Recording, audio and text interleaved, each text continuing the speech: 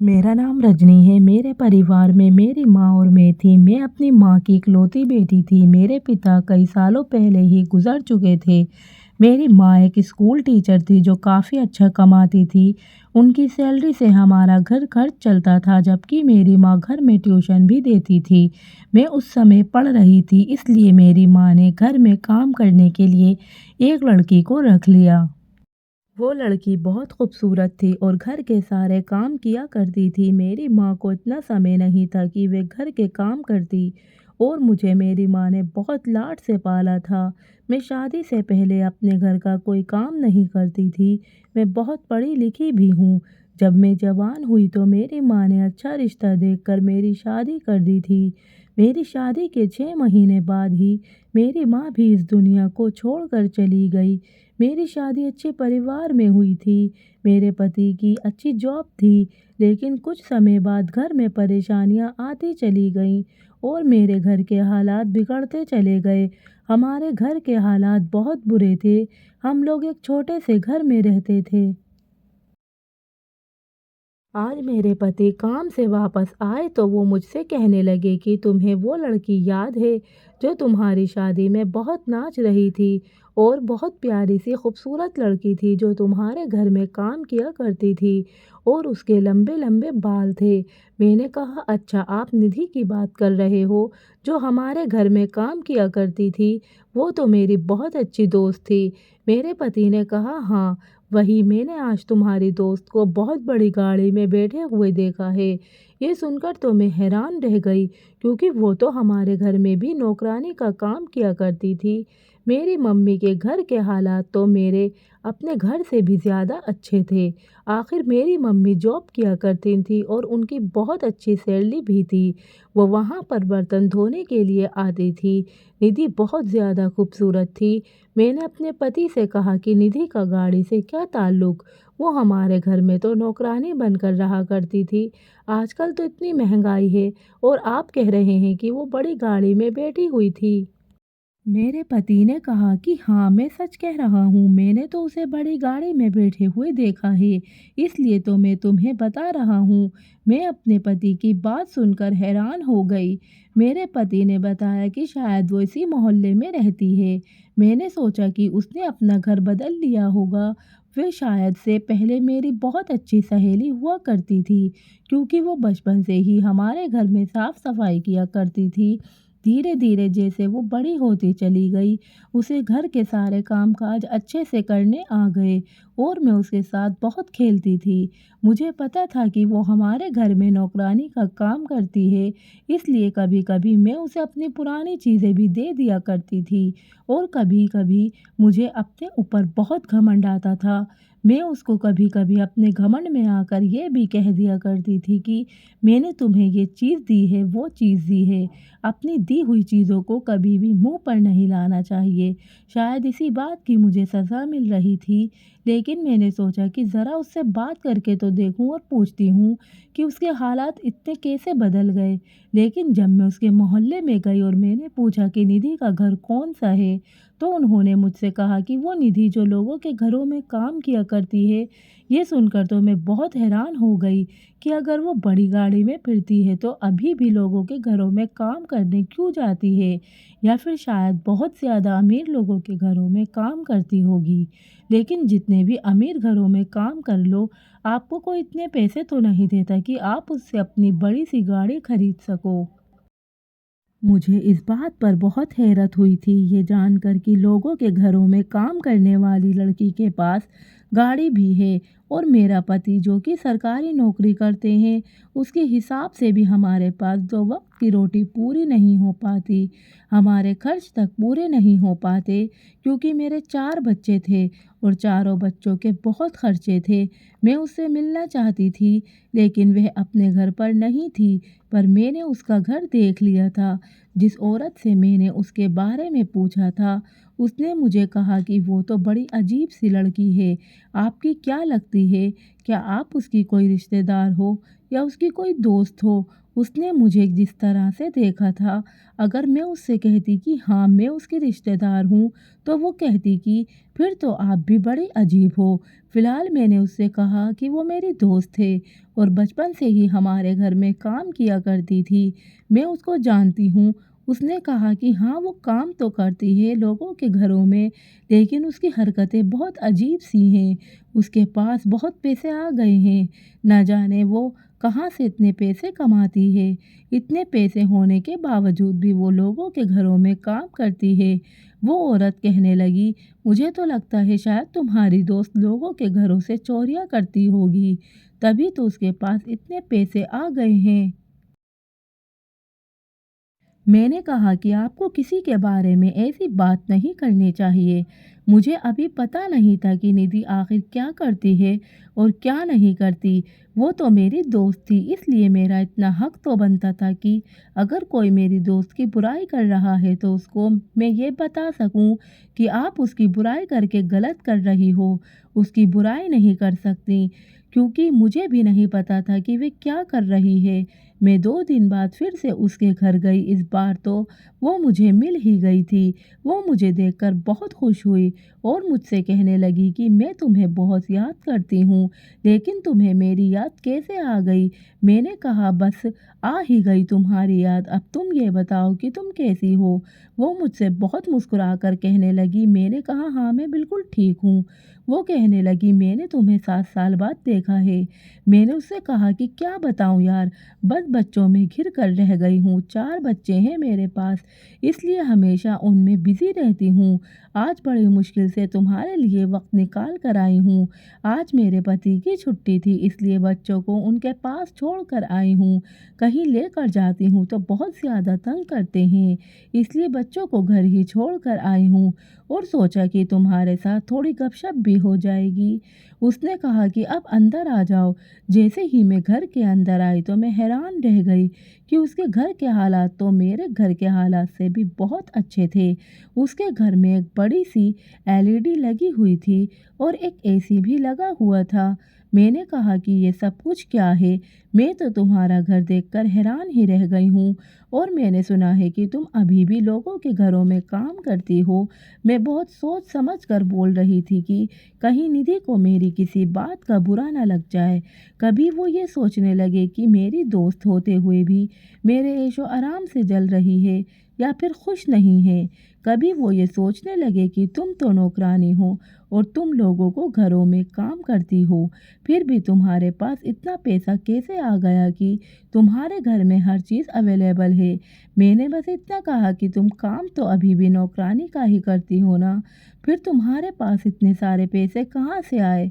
या फिर तुम किसी बहुत अमीर घर में नौकरी करती हो?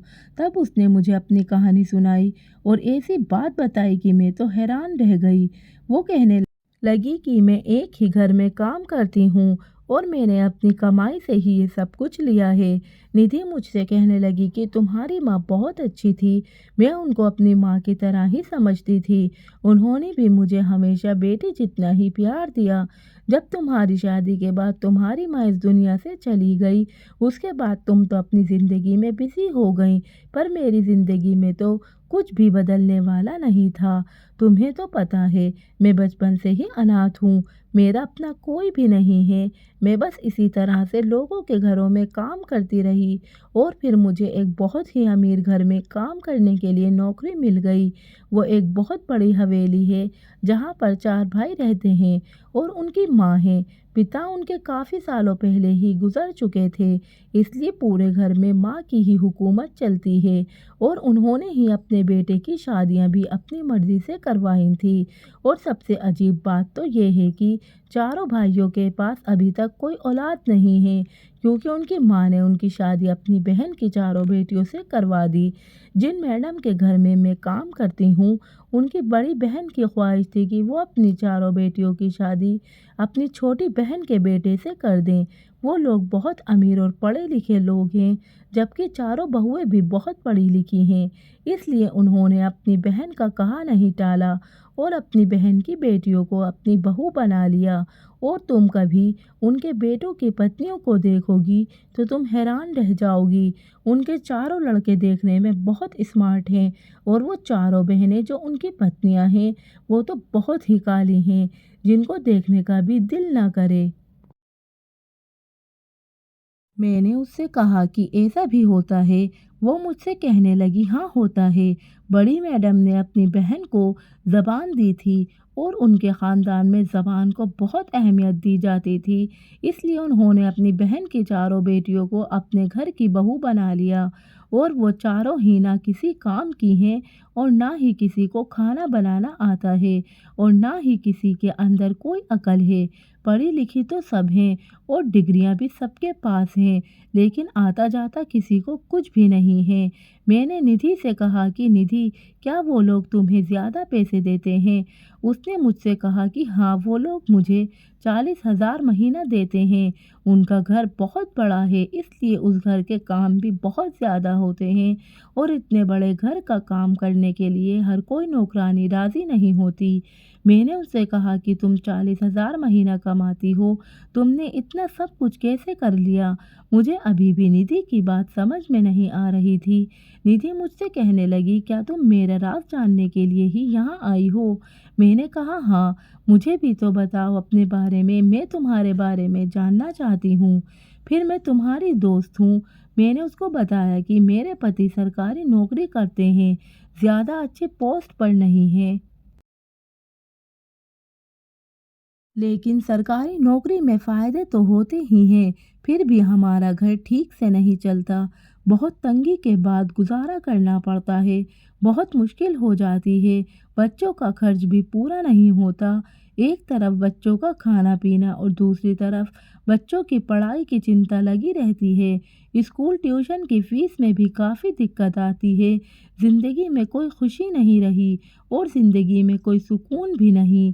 निधि मुझसे कहने लगी, जब तुम यहाँ से जाओगी तो तुम्हारी ज़िंदगी में भी खुशियाँ आ जाएंगी और सुकून भी। मैंने उससे कहा कि क्या मतलब है तुम्हारा? मैं समझी नहीं। उसने मुझसे कहा, मैं तुम्हें बाद में समझा दूंगी, पहले इधर आओ, मैं तुम्हें कुछ बताती हूँ। वह मुझे कमरे में ले गई। शायद वो उसका बेडरूम था। बेडरूम में भी बहुत अच्छा और महंगा वाला फर्नीचर पड़ा हुआ था और उधर भी एक बड़ी सी एलईडी लगी हुई थी और एक तरफ बहुत बड़े और खूबसूरत सोफे पड़े हुए थे। कमरे की डेकोरेशन कमरे की खूबसूरती को बढ़ा रही थी और उसके घर में हर तरह की फैसिलिटी मौजूद थी। मैं उसके कमरे को और पूरे घर को देखकर काफ़ी खुश हुई। उसके कमरे में हर तरह की कीमती चीज़ें मौजूद थीं। शायद उसको ऐसी चीज़ों का शौक़ था और उसके पास बहुत सारा मेकअप का सामान था, जिसको देखकर मैं हैरान रह गई थी। जो लड़की कभी मेरे पहने हुए कपड़ों को पहनती थी और जो मेरा इस्तेमाल किया हुआ मेकअप लगाती थी, आज उसके पास इतना बहुत सारा मेकअप देखकर तो मैं दंग ही रह गई। अभी भी उसने मेकअप किया हुआ था और वो बहुत ज़्यादा खूबसूरत भी लग रही थी। मेरी शादी को 7 साल हो गए और मेरे 4 बच्चे भी हो गए। उसको 7 साल बाद देखने के बाद भी ऐसा लग रहा था कि जैसे वो अभी भी पहले की जैसी है। जब औरत माँ बनती है और गृहस्थी में पड़ जाती है, तभी उसकी हालत थोड़ी बहुत ख़राब हो जाती है, वरना जिन औरतों को घर गृहस्थी की टेंशन नहीं होती, उन पर शायद कोई फ़र्क नहीं पड़ता। वे एक एल्बम उठा कर लेकर आई और कहने लगी कि तुम इसको देखो, फिर मैं तुम्हें बाकी की बात बताऊंगी। जब मैंने एल्बम खोलते ही उस एल्बम के पहले फ़ोटो को देखा तो मेरे पैरों तले ज़मीन निकल गई। उस फोटो में उसके साथ एक ही आदमी खड़ा हुआ था, जिनकी शक्ल कुछ ज़्यादा अच्छी नहीं थी। वो तो बहुत उम्रदराज आदमी लग रहा था। मैंने निधि से कहा, निधि, तुम्हारी शादी भी हो गई है, अब तुम्हारे पति कहाँ हैं? हो सकता है काम पर होंगे। उसने मेरी बात का कोई जवाब नहीं दिया और मुस्कुराने लगी। लेकिन जब मैंने आगे की एल्बम खोली तो उसको देखते ही मेरे कदमों तले से ज़मीन निकल गई। दूसरी तस्वीर में भी निधि निधि ही खड़ी हुई थी और उसके साथ में जो आदमी खड़ा था वो कोई और था। इसी तरह जब मैंने आगे एक और तस्वीर देखी तो उसमें भी निधि के साथ कोई तीसरा आदमी खड़ा हुआ था। उसके बाद जब मैंने चौथी बार तस्वीर को देखा तो उसमें भी निधि के साथ कोई छोटा लड़का खड़ा हुआ था। वो बहुत कम उम्र का लड़का लग रहा था। उन चारों आदमियों के साथ एक ही लड़की खड़ी हुई थी, वो थी निधि। मैंने निधि से कहा, निधि ये सब कुछ क्या है? मैं बुरी तरह से हैरान हो गई क्योंकि निधि मेरी बात पर हंस रही थी। मैंने उससे कहा कि तुम हंस क्यों रही हो?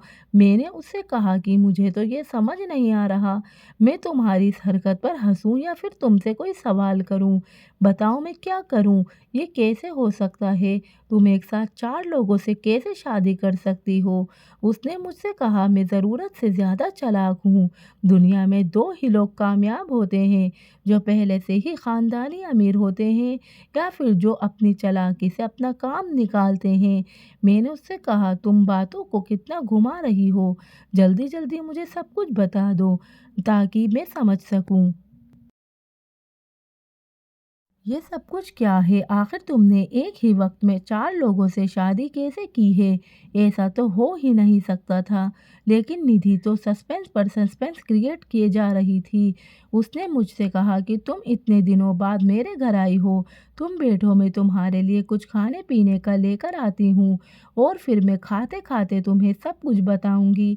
मैंने कहा, नहीं, मुझे सब कुछ बता दो जल्दी से, अब मुझसे और सब्र नहीं हो रहा। मेरी इस बात पर वो हंसने लगी और किचन में चली गई। थोड़ी देर के बाद जब वो वापस आई और खाने का सामान लेकर आई तो वो देखकर तो मेरे होश ही उड़ गए। वो चाय के साथ काफ़ी सारी वैरायटीज़ का नाश्ता भी लेकर आई। पिज़्ज़ा, नमकीन, बिस्कुट, फ्रूट्स, ड्राई फ्रूट और ना जाने कितनी तरह के आइटम वो लेकर आई थी। मैंने उससे कहा, ये सब कुछ क्या है? मैं इतना सब कुछ तो नहीं खा सकती। तो वो कहने लगी कि जितना खाया जाए खा लो, बल्कि तुम जी भर के खा लो। आखिर तुम इतने दिनों के बाद मेरे घर पर आई हो, अब पता नहीं तुम दोबारा कभी मेरे घर आओगी भी या नहीं। और खाते खाते मैं तुम्हें अपनी कहानी बताती हूँ। मैंने कहा कि ठीक है, बताओ। मैंने खाना शुरू किया और उसकी तरफ देखने लगी। तब उसने मुझे बताया कि ये जो चार आदमी तुम देख रही हो ना, मैंने इन चारों के साथ सच में शादी कर रही है और इस बात को पूरे 5 महीने हो चुके हैं। इनकी पत्नियों को इस बारे में बिल्कुल भी नहीं पता है और इनको आपस में भी इस बात का नहीं पता कि मैंने इन सब के साथ शादी की हुई है। ये सब समझते हैं कि मैं ही इनकी पत्नी हूँ। इनको इनकी पत्नी से बच्चे नहीं हो रहे और इन्होंने मेरे साथ शादी बच्चे पैदा करने के लिए की है। मैंने इन चारों को बड़ी मुश्किल से पटाया है। तुम्हें तो पता है मैं कितनी खूबसूरत हूँ, आसानी से ही मेरे ऊपर कोई भी फिदा हो जाता है। लेकिन ये लोग अपनी पत्नियों से बहुत ज़्यादा डरते हैं और मुझे इन सबको अपने जाल में फंसाने के लिए बहुत ज़्यादा मेहनत करनी पड़ी। इतनी मेहनत की है तो तुम सोच भी नहीं सकती हो। किसी को मेरी खूबसूरती पसंद थी तो उसे अपनी खूबसूरती के जाल में फंसा लिया और किसी को बच्चों का शौक था तो उसको बच्चों का लालच देकर बड़ी मुश्किल से फंसाया और समझाया कि बच्चों से ही तो ज़िंदगी होती है, बच्चों के बगैर तो अपने ख़ानदान का नाम ही आगे नहीं बढ़ पाएगा। और जो मेरी खूबसूरती पर फिदा होता था उसके आगे तैयार होकर घूमती फिरती थी। और इनमें से ही तीसरे नंबर वाला तो बहुत ज़्यादा समझदार था। उसने मुझसे कहा कि शादी हो जाएगी तो फिर बच्चा भी हो जाएगा और मैं बच्चा लेकर तुम्हें तलाक दे दूंगा, क्योंकि उसको सिर्फ और सिर्फ बच्चा चाहिए था। और उसने कहा कि उस बच्चे को मेरी पत्नी अपना लेगी। मैंने उससे कहा कि ठीक है, मुझे मंजूर है।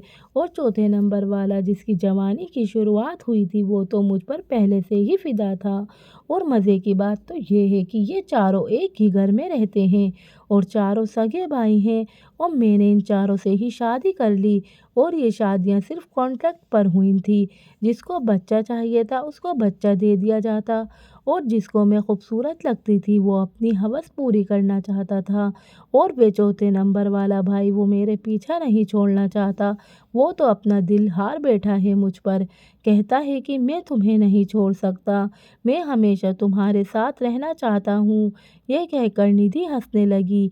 मैंने निधि से कहा, निधि तुम ऐसा कैसे कर सकती हो? तुम लोगों को बेवकूफ़ बना रही हो। ये तो गलत बात है ना? या फिर तुम मुझसे झूठ बोल रही हो? क्योंकि ऐसा नहीं हो सकता। एक औरत एक ही समय में 4 मर्दों को कैसे फँसा सकती है? वो मुझसे कहने लगी कि मुझे पता है तुम्हें मेरी बात पर इतनी आसानी से यकीन नहीं होगा। मैंने उससे कहा कि क्या इन चारों भाइयों को आपस में नहीं पता कि तुम एक ही लड़की हो? उसने मुझसे कहा कि अभी तक तो मैं इन चारों में से एक को भी इस बारे में नहीं पता है। मैंने उससे कहा, तुम ये सब कुछ करके क्या करोगी? वो मुझसे कहने लगी, मैं किसी को बेवकूफ़ नहीं बना रही हूँ। तुम मेरी पूरी बात सुनोगी तो तुम्हें सब कुछ पता चल जाएगा। मैं सोचने लगी कि आखिर पूरी बात क्या हो सकती है? आखिर ये सब का क्या मतलब हो सकता है? ये औरत जो कुछ भी कर रही है वो पूरी तरीके से गलत था और किसी भी तरह से ठीक नहीं हो सकता था। आखिर ये मुझे आगे क्या बताने वाली थी? इससे पहले कि वह मुझे पूरी बात बताती, उसको किसी की कॉल आ गई और वो उससे बातें करने में बिज़ी हो गई। उसको बातें करते हुए 1 घंटा हो गया। मैं बोर बैठी हुई इधर-उधर देख रही थी। मुझे अब घर वापस भी जाना था क्योंकि मैं काफ़ी लेट हो चुकी थी। जब उसने फ़ोन रख दिया तो मैंने उससे कहा कि अब मुझे जाना होगा। उसने मुझसे कहा कि तुम मेरी पूरी बात तो सुनकर जाओ। मैंने निधि से कहा कि फिर कभी सुन लूँगी। मेरे पति बहुत गुस्सा करेंगे। मुझे पहले ही बहुत देर हो चुकी है और वैसे भी मैं उनके पास बच्चों को छोड़कर आई हूँ। बच्चे उनको बहुत ज़्यादा तंग कर रहे होंगे। मैं दोबारा आऊँगी। निधि मुझसे कहने लगी, चलो जब तुम दोबारा आओगी तो तुम्हारी सारी प्रॉब्लम सॉल्व हो जाएगी। मैंने उससे कहा, क्या मतलब है? अगर तुम मुझे दुआ दे रही हो तो सच्चे दिल से मुझे दुआ देना और मुझे माफ़ कर देना। मैंने तुम्हारे साथ बहुत बुरा किया था। निधि कहने लगी, नहीं, मुझे तुमसे कोई परेशानी नहीं है। मैंने तुम्हें माफ़ कर दिया और अब तुम्हारी ज़िंदगी बिल्कुल भी बुरी नहीं होगी। सब कुछ ठीक हो जाएगा। मैंने उसकी ये बात सुनकर उसको गले से लगा लिया और बाय बोलकर अपने घर आ गई। घर आई तो मैंने अपने पति को सब कुछ बता दिया और यही मेरी सबसे बड़ी गलती साबित हुई। मुझे अपने पति को नहीं बताना चाहिए था। उन्होंने ये सुनते ही मेरे ऊपर खूब डांट लगाई और कहने लगे कि तुम्हारी दोस्त ऐसी है तो तुम उसके घर अब दोबारा कभी नहीं जाओगी। पता नहीं कल को कुछ उल्टा सीधा हो जाएगा तो उसके साथ साथ तुम्हें भी पकड़ लेंगे। दुनिया में ऐसी भी औरतें होती हैं। और कहने लगे, मैं तो कहता हूँ कि तुम उन चारों भाइयों की माँ को जाकर बता दो कि वो एक लड़की तुम्हारे चारों बेटों को अपने जाल में फंसा रही है। मेरे पति तो बहुत ज़्यादा गुस्सा हो गए और उन्होंने मुझे बहुत सारी बातें भी सुनाई। मेरी माँ ने मुझसे कहा था कि अपने पति को कभी भी अपने जानने वालों के बारे में मत बताना। सच्चाई जानने के बाद तुम तो शायद उनको माफ़ कर दोगी, लेकिन तुम्हारा पति कभी तुम्हें माफ़ नहीं करेगा और हमेशा तुम्हें उन्हीं लोगों के ताने देता रहेगा। आज मुझे अपनी माँ की ये कही हुई बात याद आ रही थी। मुझे अपने पति को इस बारे में नहीं बताना चाहिए था। मामला रफ़ा दफ़ा करने के लिए मैंने अपने पति से कहा कि नहीं, हमें क्या ज़रूरत है कि हम उसकी बात कहीं जाकर बताएंगे। बस मैं कभी अब दोबारा उसके घर नहीं जाऊंगी। मेरे पति कहने लगे कि हाँ ठीक है, बस अपना घर संभालो और अपने बच्चों को संभालो।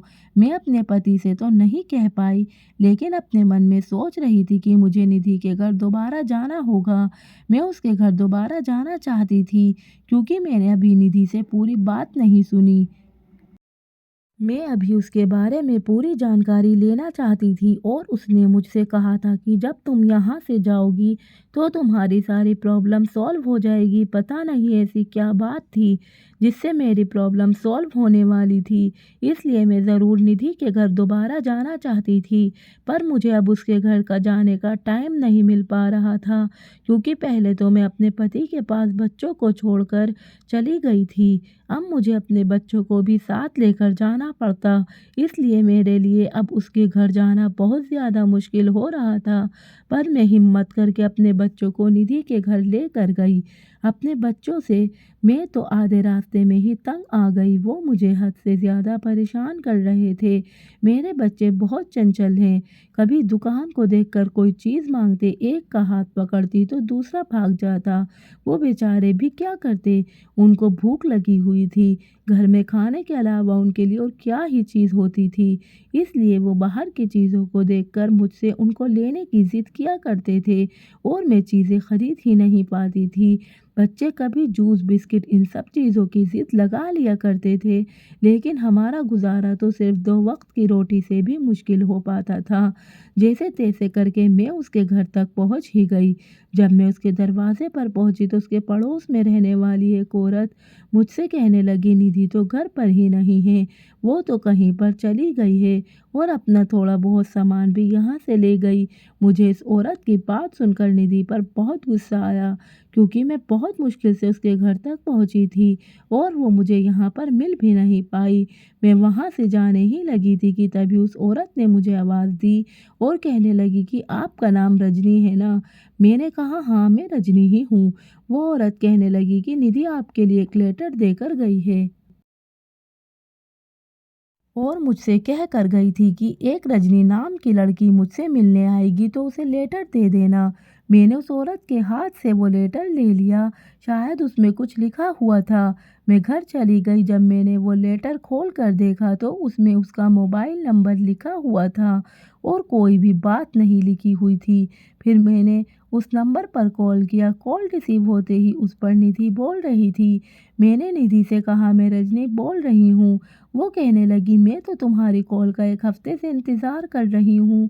ये लेटर मैं तुम्हारे लिए 1 हफ्ते पहले छोड़ कर गई थी, क्योंकि मुझे पता था कि तुम मुझसे मिलने के लिए ज़रूर आओगी, लेकिन तुमने मुझसे बहुत दिनों में कॉल की। मैंने कहा, यार मुझे आने का टाइम ही नहीं मिला। तुम्हें तो पता है ना मेरे बच्चे कितना परेशान करते हैं। और ये बताओ कि तुम कहाँ पर चली गई हो? निधि मुझसे कहने लगी कि मैं वहीं चली गई हूँ जहाँ पर मैं जाना चाहती थी।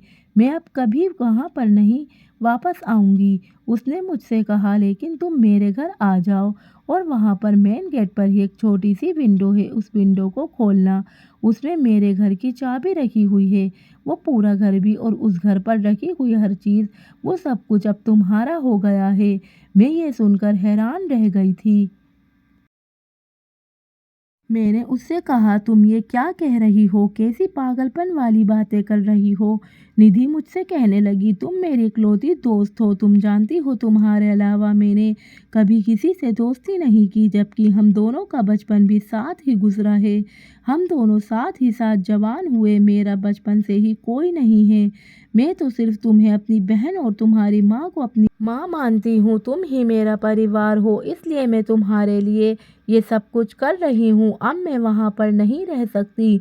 मैंने उसे कहा कि तुम मुझसे मजाक क्यों कर रही हो? वो तो मुझसे कहने लगी, अब तुम अपनी ज़िंदगी में खुश रहो। यह कहकर उसने फ़ोन काट दिया। जब मेरे पति घर आए तो मैंने उनको ये सारी बात बताई। पहले तो उन्होंने मुझे खूब सारी डांट लगाई, क्योंकि मैं उनके मना करने के बावजूद भी उसके घर दोबारा से चली गई थी। और वो कहने लगे कि तुम्हारी दोस्त तुम्हें पागल बना रही है और तुम्हें फंसाना चाहती है ताकि तुम उसके घर में जाओ, और जिन लोगों को धोखा दे रही थी वो लोग तुम्हें पकड़ लें और तुम्हारे बच्चों को भी पकड़ लें और साथ ही मुझे भी जेल भिजवा दें। उसकी बकवास सुनने के लिए भी तुम बिल्कुल तैयार मत होना। ऐसे लोगों पर भरोसा नहीं करना चाहिए। कोई किसी के लिए इतना नहीं करता कि अपना इतना बड़ा और आलीशान घर किसी के नाम कर दे, वो भी फ्री में। और अब तुम कान खोलकर सुन लो, अब तो तुम अपने दोस्त के घर चली गई हो, लेकिन अब दोबारा से अपने दोस्त के घर मत जाना। मैं तुम्हें अब उसके घर नहीं जाने दूंगा। मेरे पति ने अब मुझे सख्ती से मना कर दिया था, लेकिन मैं अब की बात फिर से उसके घर जाना चाहती थी, क्योंकि मेरा दिल कह रहा था कि मेरे साथ कुछ अच्छा होने वाला है। इस बार मुझे अपने पति से और भी ज़्यादा सतर्क होकर जाना था क्योंकि वो मुझे बहुत सख्ती से मना कर चुके थे। लेकिन फिर भी मैं अपने पति के घर से बाहर निकलते ही बच्चों को लेकर निधि के घर जाने के लिए निकल गई। जब मैं उसके घर गई तो उसके गेट की विंडो खोली, जिसके बारे में उसने मुझे फ़ोन पर बताया था, तो खोलते ही उसमें तो सच में ही चाबी रखी हुई थी। उस चाबी से मैंने घर का दरवाज़ा खोला। घर का सामान वैसे ही मौजूद था, सिर्फ निधि का अपना सामान नहीं था, जैसे कपड़े, जूते वगैरह। बाकी टीवी, बेड, एसी, एलईडी सब कुछ वहीं पर लगा हुआ था। थोड़ी देर के बाद जब मैं बेडरूम में गई तो वहाँ भी सारा का सारा सामान मौजूद था। निधि ने मुझे फ़ोन पर बताया कि अब ये घर तुम्हारा है, और जबकि घर की चाबी भी मेरे पास थी, जबकि आस पड़ोस के लोगों के लिए भी वो तो वहाँ से जा चुकी थी। तभी मुझे आइडिया आया कि मुझे इस वक्त अपने पति को यहाँ पर बुला लेना चाहिए। मैंने अपने पति को फ़ोन करके बुला लिया और दोबारा से उसी नंबर पर निधि को फ़ोन मिलाया। अब मैंने निधि से कहा कि तुमने ये सब कुछ मेरे लिए क्यों किया है?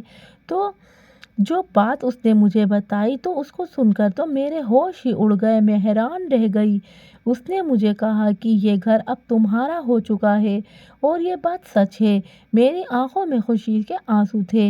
ना जाने ये सब कुछ मेरे साथ कैसा हो गया। मेरे पति ने पूछताछ की तो पता चला कि जो लोग यहाँ इस घर में रहते थे, वो अपना मकान बेचकर यहाँ से चले गए, और ये घर भी उनका अपना ही था, और ये घर अब मेरा हो चुका था। जब मैं निधि के बेडरूम में दाखिल हुई तो मैंने देखा कि वहाँ पर सिर्फ सामान ही नहीं बल्कि बेड पर घर के कागजात भी रखे हुए थे, और ये घर मेरे नाम हो चुका था। मेरे पति इस कदर हैरान रह गए थे कि उनको तो ज़ुबान आनी बंद हो गई थी। उन्होंने निधि को बहुत बुरा भला कहा था और उनके खिलाफ बहुत बातें भी की थी। उन्होंने कहा था कि ये तुम्हारी दोस्त किसी दिन तुम्हें फंसवा देगी।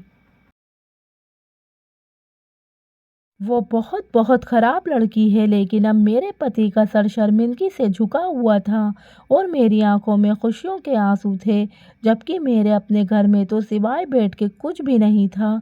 लेकिन यहाँ पर तो मुझे सब कुछ मिल गया था।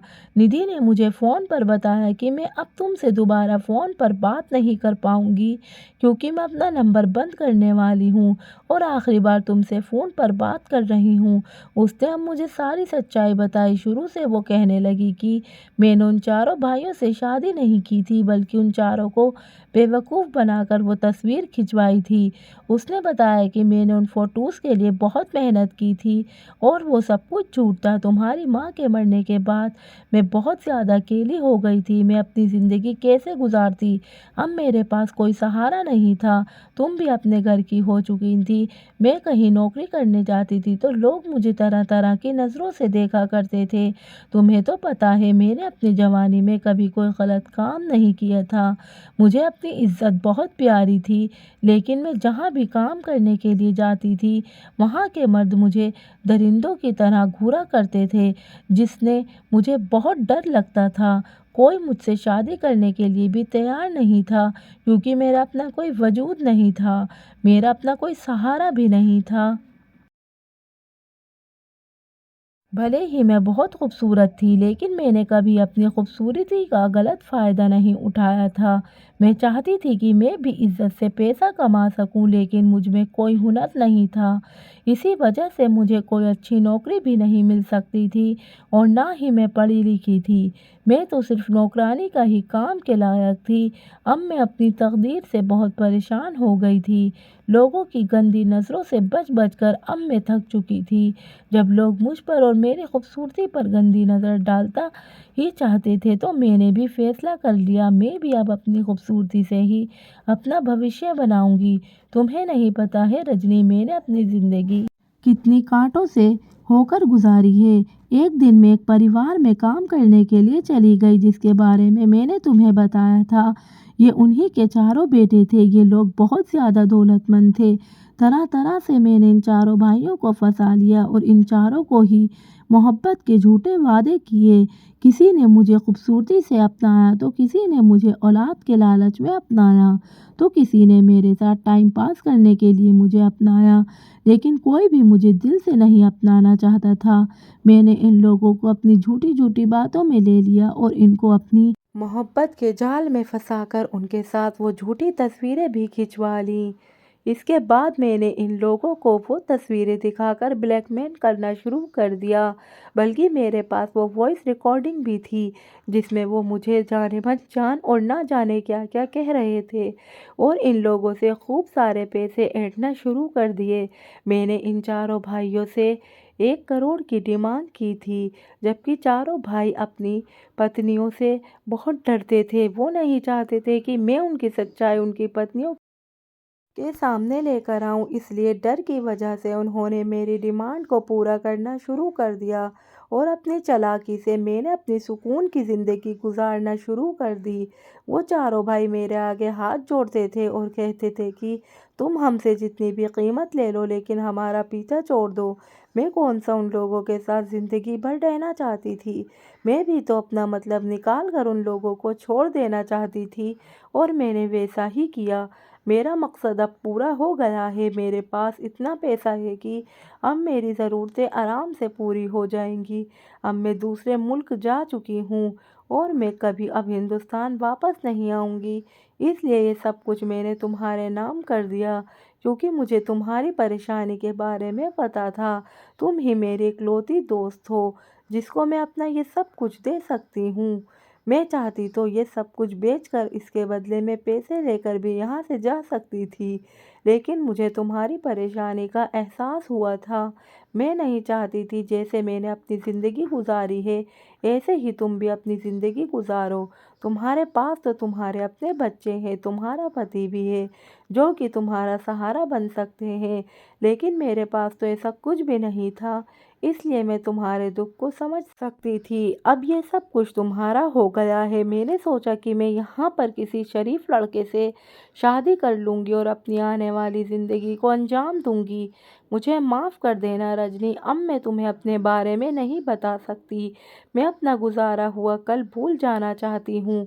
अब मेरे पास इतना पैसा है कि अच्छे रिश्ते खुद चलकर मेरे पास आएँगे और शायद इसी पैसे की वजह से मेरी ज़िंदगी भी आसान हो जाएगी और अब तुम अपनी ज़िंदगी में खुश रहो।